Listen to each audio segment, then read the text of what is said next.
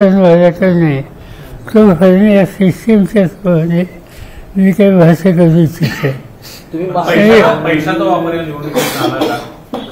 असं जनरली आता ऐकायला मिळतं की यापूर्वी कधी झालं नव्हतं असं पैशाच्या संदर्भात या राज्यामध्ये झालं असं लोक सांगतात. सर, मराठा वोट जे आहे हे की फॅक्टर आहे.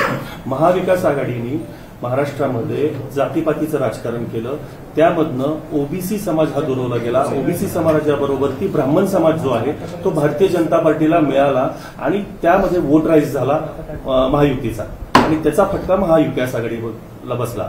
याबद्दल आपण काय सांगाल? आणि साहेब, त्याचा ऑथेंटिक माहिती माझ्याकडे नाही, पण काही लोकांचं तुम्ही म्हणता तसं मत आहे. यासारख्या वाक्यामुळं थोडंसं ध्रुवीकरण झालं का? निश्चित हे जे उत्तर प्रदेशचे मुख्यमंत्री त्यांनी जे भाष्य केलं त्याच्यामागं ध्रुवीकरण व्हावं असा दृष्टिकोन फायमाफेशी दिसतो. राष्ट्रवादी आमची खरी अशी अजित पवार गटाकडून दावा केला जातो. त्याची कथा असं आहे की त्यांच्या जागा जास्त आहेत.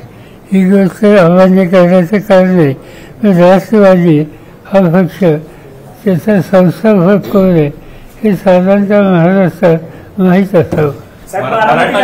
बारामतीकरांनी लोकसभेला तुमच्या पारड्यात यश टाकलं आणि आता विधानसभेला खूप मोठ्या प्रमाणात अजितदादांच्या पारड्यात टाकलं. असा बदल नेमका का केला असावा बारामतीकर? त्याचा बघायला कालच गरज घेतली, गेल्या चौकशी करावंच लागेल.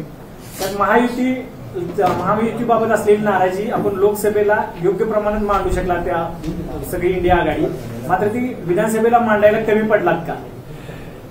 साधारणतः आमच्या सगळ्या सहकार्यांनी कार्यकर्त्यांनी